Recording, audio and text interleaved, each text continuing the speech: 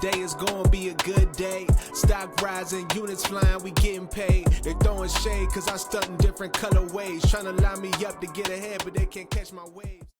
Hey, thanks for stopping by today. It's your boy, KD Cuts, where I'm bringing my barbershop experience to a home and ear near you. Thanks for tuning in to Head to Head Podcast, where we could be talking about sports, manhood, and anything else that goes on in the barbershop. Tune in, we got a special one today. Let's do it! What you want to get done today? Just a regular beard trim? Are we keeping the We doing the summer look. So that means this, bottom, and chin. Yeah. Disconnected. All right, bet. All right, man. Otherwise, man, how you been, bro? I'm cool. I just got so they've been sending emails. So basically, you know how we do the regular asking for donations and people being slow with it. So yeah, like a brother came out. Basically, he donates all the time, but he's more in a wave of we raising $20,000 just for one homecoming event when we could be doing so much more. Which I agree, but at the same time, it doesn't eliminate homecoming. Mind you, I'm already trying to create the alumni association under NSU, right? So we can have all the things we want for homecoming where it won't cost us as much, but at the same time have an avenue where if brothers want to donate to only scholarship, they can do that, and or they want to donate some way where we have an investment account, so we can eventually only have to use the interest that we gain on our investments to pay for stuff, but that takes time. I was thinking that sometimes when it comes to brothers and organizations, in my opinion, I feel like sometimes we try to, and I say we, I'm saying collectively as D9, we try to sound like everyone's trying to be like the smartest guy in the room, and it's like, bro, sometimes it's not about being the smarter guy, sometimes it's about just taking the direction, right, and just executing what has already been thought out. Give them feedback at the end rather than trying to sound like the smartest guy in the room in the beginning.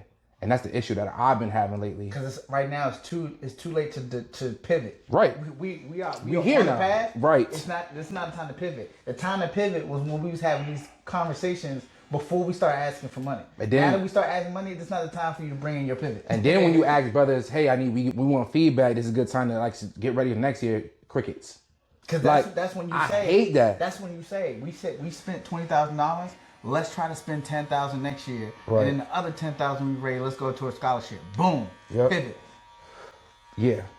So it's like that's why I just want to emphasize, like, I think we probably could do it better. And I say we, again, I'm talking about D9s, like emphasizing on get in on the back end of the feedback. Like I need y'all to talk about this stuff now because when stuff is already in motion, it's too late to pivot. We don't got time for all that. And then it's like we're trying to pivot, and then now we feel like we starting over from scratch again because your ideas are overwhelming, and now other brothers are catching on to what you like, and now it's like causing a divide. Like, well, we want to do it this way now. But like, nah, y'all not even on the committee. So what are y'all even talking about? And then it makes it hard because, like, everybody to a degree, especially for Norfolk State Greeks, has respect in their organization and in their chapter. So it's like, you know, me coming from 13, talking to somebody from the 80s, we both have respect in our eras. Right. So it's like now we divided. Yep.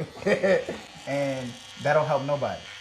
At all. Because you got younger people that agree with me, but you got older heads that agree with him. Yep. And you got some that in between that are just like, I agree with both sides, so I'm just not going to pick a side. That shit really pissed me off. We kind of wired the same when it comes with our respective chapters and organizations. It's like, bro, like we already thought this out. We're trying to execute this. And it's like, bro, I'm not trying to rehash these conversations that we already had. Like, we already had. I want to build on what we have. And if it comes to pivoting, let's still build on what we have. So let's not stop the donations right now. Keep donating. Because this is all going to pour into when we kick off the association, when we got to pay dues every year. That's going to cover all of this stuff. Yep. And budget. We're already used to donating. Yep. And so when you pay the one yearly fee, it's going to cover your homecoming ticket. It's going to cover, you know, maybe a game ticket. It's going to cover whatever goes to scholarship. And it may start off small where the bulk of it's still going to homecoming, but 10% of everything goes to scholarship or the endowment. Yep. And then as we build year after year, you know, having that money in a high yield savings account, it grows. Yep. That way we don't eliminate the fellowship, because to say not have homecoming but build for a scholarship, it's like I'm building a scholarship with people I've never met before or can't even commune with, because there's no. What we gonna meet DC? I feel like sometimes people get homecoming misconstrued, and I say misconstrued with like homecoming and the initiative. They work hand in hand, but they are two separate things. And I feel like sometimes they try to like overlap one another, and they're bringing in these homecoming things, or I say things that's like more on the financial tip. Yeah. You know what I'm saying? Like, yo, we trying to raise money to do X, Y, Z, but brothers need to pay homecoming dues, and that money's gonna go towards the 501c4, yeah. And I'm like, bro, I'm not trying to intertwine the two. It's like, bro, brothers need to pay their dues for homecoming, and the money that is raised needs to go to X, Y, and Z. I'm specifically talking about just like not intertwining the finances, like kind of keep these initiatives separately. If we're going to raise money for X, Y, Z, then let it be for X, Y, Z. But the only way to keep it separate is to have a vehicle that can separate it, which is what the 501c4 is going to do, because now we can have a bank account that has money for spending, and then a savings account that's built in for like putting money towards like the endowment that we have at the school, and the and scholarship if we want to, or just donate to the chapter in general. Right. But it doesn't change the fact that people still need to donate regardless, because if no one donates, or the same few donate, we're not gonna have the money. Yeah. I think that's what's not being understood, where it's like, regardless of what your ideas are, the money still has to come first. So let me ask you a question. Do you feel like we should probably set the initiative of like what the goal is, or should we just donate what's raised? Because that's another question that we also have it. What you mean? Like I make a commitment like, yo, EPI is gonna donate 15 grand toward this scholarship. Should we just say what the scholarship total is, or should we be like, no, like we're gonna do a book scholarship? And so happened we got $10,000, and then we're gonna use that $10,000 to donate toward them. Like I feel like, is it goal oriented, and we need to hit that goal, or we raise the money? Here's the unfortunate part of culture setting in, because prime example, the endowment. You need a minimum of $25,000 for the endowment to like be initiated, and then it start accruing interest for the scholarship. Right. So you got 5 years to raise $25,000. Right. We set a minimum goal of, let's try to get this, we in February, let's try to raise the $25,000 while still doing homecoming, so we can walk at the stadium at the 50-yard line and have with the check for the school. Right. Once everybody said that's a great idea, now brothers start coming in, well, the AKAs did 60,000 last year, or 100,000. Why can't we do 100,000? Brothers, we just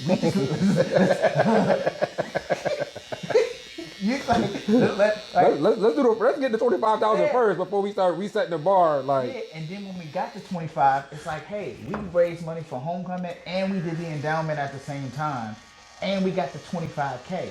Right. Person ain't saying, well, now let's get to 100. Whoa, let's slow down. Establish the fact that it can be done. Right. If everybody participates. But the problem is, some people only want to donate to the endowment, but they still show up at homecoming expecting something that they didn't pay for. Right. Now, if we downsize homecoming and do something smaller just for the chapter, so we can allocate more money for the endowment or scholarship, then let's do that. Right. But then everybody wants to feed the community too. Because why? They want to compete with what y'all doing and how y'all set up is.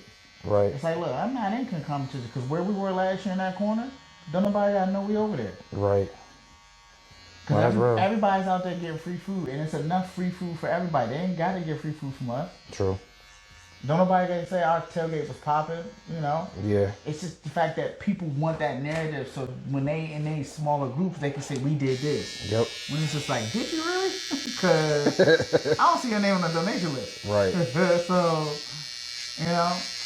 Do you include those brothers in the walk-out for brothers who didn't donate? Like, What you mean? Like, you know, we halftime when we walk out together, we present the check to the university. It's like, bro, we're presenting this as a chapter to Norfolk State. Do we just have the brothers, like the 20 brothers, or representatives of the 20 brothers who did donate? Not everybody, but like 20 brothers who did donate.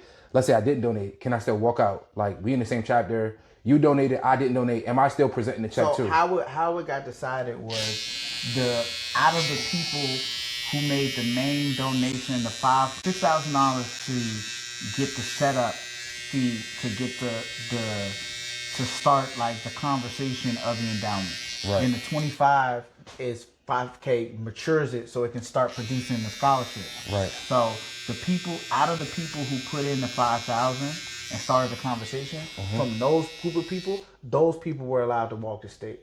Understood. But prime example, I was doing homecoming, so that was the first year Michael Vick was head coach. Right. If you weren't in line 2 hours before the game started, you wasn't even getting there by halftime. Because some people didn't even get in the game until halftime because they were still in line. Right. You know, so I didn't even walk the stage, but it wasn't about me walking. Right. Like brothers were telling me, yeah, you should walk because you had a heavy part in it, but it's like I don't need to walk the stadium. Right. I just wanted it to get done. Right. You know, and the point is, it gets done. But the culture of it is, we wait till last minute to do things, and we pride ourselves on, oh, we got it done the last minute. We legit. It's like, no, we procrastinated. Yeah. And because we procrastinated, we're paying top premium prices for stuff that we can get cheaper, or we could plan out better if we had the money. We could buy what we need instead of buying what's left over. Right. Because everybody now is going to the same tent places. There's no gatekeeping. Right. Everybody's going through the same sound people, because the same sound people do homecoming every year. Right. The same DJs is out there. So now the DJ price is going up because now you're competing for which person gonna pay me more. Right. So if the Q's gonna pay me $1,000, unless you paying me $1,200, yes, it's a lot of money, but they paying me more. I'm gonna walk. Facts. I wouldn't be mad because you walked over there. Yeah. Like, go get your money, bro. Yeah. Like radio stations out there, you know what I'm saying? 106 and Park out there. Yeah. Like you talking about exposure. I'm just doing it for the love of the game. It's a business mindset of, you know, my name. I could start my DJ career out at homecoming. Yep. You know, and then it's just a matter of like, oh well, our speakers wasn't jumping or with placement because we don't want to compete. It's like, no, it ain't about competing. You create your own vibe where you at. Yep. No, I agree, bro. This is just the growing pains of being the old, trying to do something positive, and while maintaining the integrity of, you know, the fraternity. And then on top of all that, making sure these initiatives get done. And then on top of that, making sure people have a good time at homecoming. Yeah. So it's like, it's all these other different layers that go into it.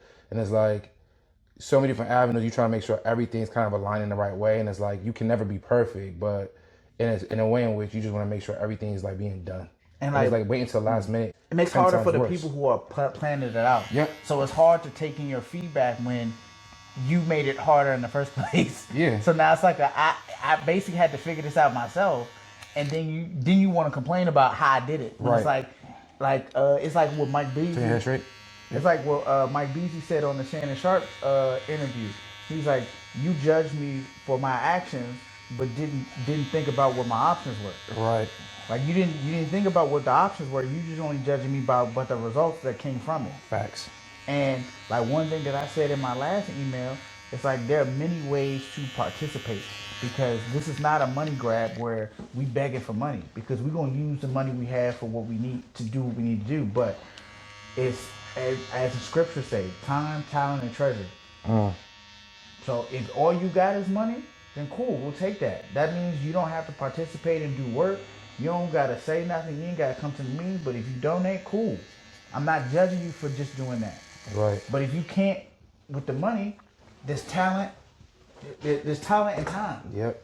But you got people putting in all three, getting burnt out, and then you wondering why they got to chip on the shoulder when you ask them to do something, pivot. You want them to pivot. It's like, we're not doing all that. Like, how am I pivot? I've already been pivoted. Right. Like, giving my time planning. I've already given my treasure donating. Yep. And then I'm also giving my talent by making it all work despite not having enough. Yep. One of those situations where like sometimes you gotta put your foot down and be like, nah, brother. And I have no problem like redirecting, bro, and letting them know like, yeah, bro, like this feedback was needed like 5-6 months ago. Like we here now. So, you know, I'm adamant about that. I will email a brother, I will call a brother and be like, hey, like I already appreciate your feedback and I think it's valid, but it's not gonna work for us at the moment. Keep that same energy and get involved. And you got brothers who do want to get involved in something that does spark something and where they can see where they can fit. And then you got some brothers who be like, nah, I'm good. I just want to get my feedback. And it's like, bro, it sounds like now that becomes a legitimized, now you're complaining. Like, I don't want to hear that. To be honest with you, it's like, complaints are cool. Complaints is all right. They come with a grain of salt. Like, I do want to get feedback, but it's like, bro, if you're legitimate complaining and you're not willing to do anything, like you said, give your time, give your money, and what was the third one you said? Time, talent, and treasure. Or do the work. Yeah. So it's like, bro, if you're not doing any of those, you're basically giving a high level complaint. You don't want to pay for catering? Somebody get on the grill. Yep. You don't know how to cook? Find somebody who can. Yeah, who can, exactly.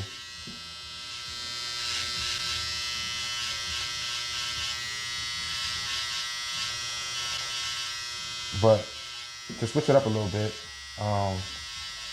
what you feeling about these who you feel like gonna take the title this year as far as NBA goes? Hold on.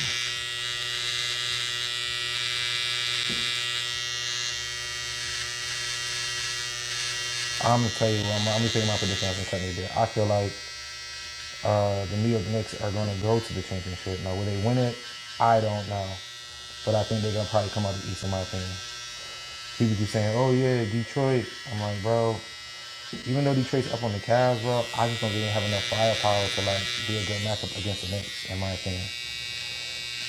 They're a great team. I just think they got exposed against the Magic, and I don't trust them going down the pipe and feeling like they can win home games. They can't really win home games sometimes, and it's kind of crazy. You would think they actually play better on the road.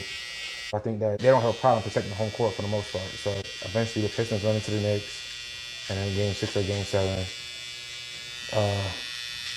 the Knicks end up beating them. I like your take. I think it just comes down to experience right now. Because Detroit is an inexperienced team when it comes to the playoffs. Facts. And even though the Knicks have not been contenders in the playoffs, their chemistry as a whole has been is put together. Yeah. Where like they have to make smaller changes and they can take it serious. Yep. Where I think Detroit has to make dynamic changes to stay in the fight. And that's they need Cunningham. They need a man starter like B. He needs to get 30 a night for you to have a chance. Yeah. Like if he have an off night where he has like 19 points or 16 points, you're probably gonna lose. Like the Knicks can play like a regular season game and win. Yeah. Yeah. And then put in a playoff effort to finish the season. And it's what you just said to your point. Is like they're putting in that they've gone through those growing pains last year and the year before. Like they're at the point now. Like we done been here. Like we're trying to get to the championship and get it done. You know what I'm saying? Now, like I said, they can get there, but do they get it done against whoever's coming out the West? I don't know. My unpopular opinion, as a fan of basketball, and this being like the end of the road, not saying it's the last season, but the end of the road, or the end of the era for LeBron, not being in the finals. Not saying like he can't be, but it's just like, I feel like they're going to hold so much against him for not getting there if this is his last season. When it was like the deck, if any deck was stacked against him as like a hard way to go, it's him. This was hard. Like if he made it, it's the hardest. But people would be like, it's LeBron. I feel like real basketball enthusiasts know that, like, bro, like the likelihood of him trying to at least get to the finals out of the West in that gauntlet, and one of your main stars being down, or two of them, because Reeves is really still injured in my opinion. That's why he's not playing well. It's like, bro, you can't really put that on LeBron because he's still out here being LeBron. You ask LeBron to give you, 25, 6 and 6, and he's been basically averaging that this run in the playoffs. So it's like, all right, but you really think people still giving him his credit? Respectfully. Like respectfully. Overall, no. Overall, no. I feel like LeBron fans, obviously, yes. People overall who are not LeBron fans, they're not gonna do that. They're gonna look at it as like a notch on his like he should have did. Even people who hated Kobe, they still gave him his respect. Yep. I didn't become a Kobe fan until he won his 4th and 5th ring. Like the number 8 Kobe, I didn't like him. I hated him because I was an AI fan at the time. But like 24 Kobe, like I had to learn just to respect him. I don't care what nobody says. Nobody's doing what LeBron's doing. Not even at his age, just in general. In general, yep. Like he's taking teams that have no business being where they are. Mm-hmm. He did it on the East. Yep. For years. Facts. Like you gotta remember, the East didn't have the reason why Detroit and all them don't have any playoff presence is because LeBron was in the East the whole time. The whole time, yeah. Like you gotta think, the moment LeBron moved, Toronto won the championship. Facts. Guess what was the first round every time when LeBron was in the East? Toronto. Oh yeah. Toronto hated LeBron Because they couldn't get past him. They couldn't get over the hump. At the same time, if LeBron was still in the East, y'all was not going to the championship. No, not at all. LeBron would have still been in the finals, playing the Warriors, and a done deal. Like LeBron went to the harder conference and still, played his all. Mm-hmm. Still playing at a high level. You know what I'm saying? Because it's like, even if he went out in the first round to the Rockets, people were just going to say that's a knock on his legend, when it's like, bro. I look at LeBron's 4th ring. People look at it as like the pandemic ring, like that's the bubble drink, whatever. Cool. I actually think it's harder to win in the bubble than not to. LeBron is accustomed to playing under the lights, the bright lights, going on the road. We know what LeBron can do. It was an advantage for other teams who didn't have the experience. Because they could just go in. It's like playing in a practice gym. Like, you don't have to worry about the pressure. The pressure to me is a little bit different. Now, you don't have playoff pressure. Now you even the playing field, because now they're like, I don't feel like as much pressure as it was before, because everyone's who in the crowd is on a screen, right? It felt like I'm in a practice. You know what I'm saying? So I think it even the playing field a little bit more, and LeBron still won. And then on top of that, speaking of Kawhi, like I feel like Kawhi, Paul George, they also was throwing up bricks at the side of the backboard in the bubble. Like, you throwing up bricks. Like, that's kind of crazy to me. People don't give the organization, but Steph Curry enough credit for what he's accomplishing outside of just being the greatest shooter of all time. Yeah. Because you got to understand that dynamic as a whole, that was a pure drafted team. Mm-hmm. Hold on.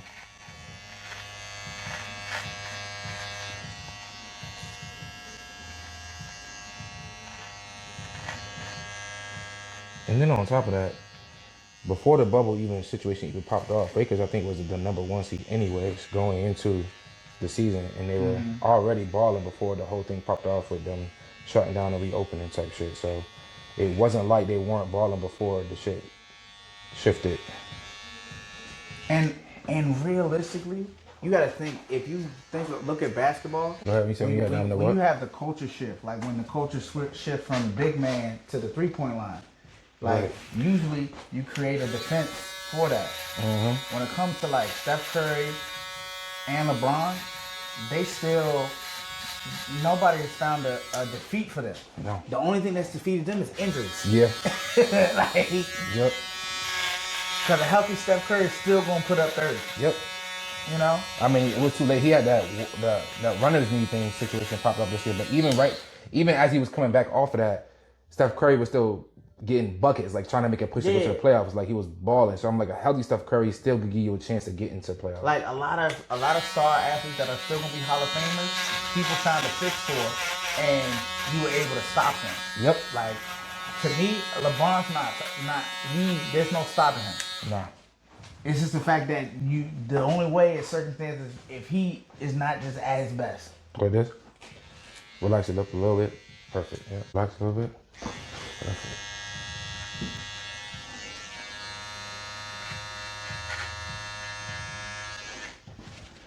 Yep. No, say what you were saying. My bad, bro. Nah, but yeah, that was it. It was just a matter of it's just a matter of like, if this is last season, like, I think a lot of people will have, I don't want to say regrets, but they're gonna have a different outlook on how the NBA is gonna look, because they're gonna realize the gap that's about to that's gonna open up. Yeah. On the West, because look, you might have a low key. They still balling. Like, don't get me wrong, the boys not to be messed with. But it's like it just gonna put a gap where there might be the top 3 in the West. Just that's what's gonna be for the next 5 years. Or you're gonna see how like the Celtics and Lakers had their runs, something like that, because there's a gap. Yep. Because there's no player like LeBron to fill it, and there's not too many players collectively that can fill that void where you're not gonna miss it. Where I ain't gonna lie, NBA might be born after LeBron leaves for like the first 5 years. I don't know if it's gonna be 5 years though. I think so. I don't know, bro. The reason why I say that is because it's certain players that's elevating their game. Like Wemby's like he's living up to the hype. You know what I'm saying? Like he's somewhat living up to the hype, making the playoffs, like going through, you know, making Spurs relevant, being in the West. Making the Spurs relevant is still, he's still in the building phase. That's why I said 5 years. I don't think it's gonna take 5 years. I mean, I think but- maybe 2, like 2 I agree, solid. Yeah, but I agree. 2 years, but we talking one player. There's gonna be multiple players that have to elevate to fill the gap, though. That's like a big person in your job in your field who's retiring after like 50 years, and it's gonna take 4 people to do their job, and they still gotta learn the craft. So it's gonna take a couple years to get back to that same caliber where, like, people say they don't feel LeBron, but it's like you gotta be on your A game when he come around this corner, though. Yeah. Same thing with Steph Curry, where it's like you ain't got to fear Steph Curry, but you ain't about to leave him open. As soon as he before he cross half court, you gonna respect it, because if you don't, you're gonna pay for it. But here's why I think that you're not discrediting, but you're not looking at, is the fact that if OKC goes back to back and Anthony Edwards goes to the finals and Luka goes to Western Conference Finals, like that's really, really good for basketball. You know what I'm saying? It is. And it getting to the point now where, like, Shai's really becoming like a top-notch superstar. Like, yo, there's nothing you can do. Like, he's gonna get his buckets. There's nothing you can do. His team's gonna be relevant. There's nothing you can do. Now we're talking about him being a multi-time champion, which is very, very hard to do, especially in the same area you're doing it in. Because then now everyone knows, like, okay, this is what they like to do, and you still can't stop it. In my opinion, it comes down to, like, them being on the rise, you know, Luka being in LA, it just adds another lure to it. I think the Nuggets is about to start to decline. I agree. You know, and I think there need to be some small adjustments for the Timberwolves for them to rise higher than what they are. Yeah, I agree on that too. They like 1 or 2 pieces away from really having a legitimate team.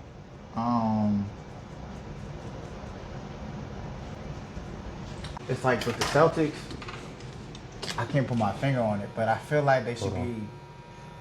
Well, they had cap issues. That was their main thing. They couldn't. Yeah. This was, people don't realize they wasn't supposed to make the playoffs this year. Like, you got 2 superstars. Like, they dumped a lot of salaries and they still made a push and got into the playoffs with Tatum coming back off a major injury. So it's like, this was like them playing with house money in a sense, because they didn't expect those role players to really take off the way they did, which means they know how to draft. Right.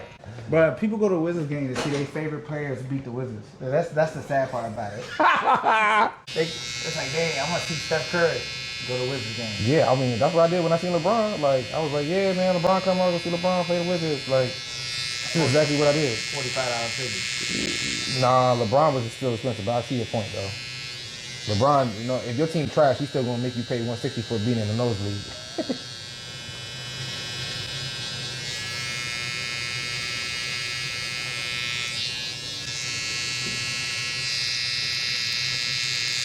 What do you think about Ronnie? I think he's a great player. I think he's going to be a great player. I think he's going to have a pretty good career. It's no rush, man. I think if he got there early, he's going to have a lot of time to develop. Absolutely. And as long as those health issues that came in to play early on, like, don't come back, man, he should be good to go. Yeah. I don't see him getting injured at all. Nope. I think if he can become a really solid 3-point shooter, like, you know, that a legitimate one, like, you can't leave him open, I think that's the best way for him to be a threat on the Lakers. Hey, it's your boy KD Cuts. Thanks for tuning in today. If you want to see more content like this, please like, comment, and subscribe to my content, where I can bring my barbershop experience to you. Again, thanks for tuning in to Head to Head Podcast. Until next time, peace out. Mess around, catch a fade close against the grain. Cut from a different cloth, Katie grabbed the blades. With them tools, he's deadly, I'm feeling fly already. How about the chair busting levies, know the drip is heavy. The pocket's healthy, Dr. Sebi.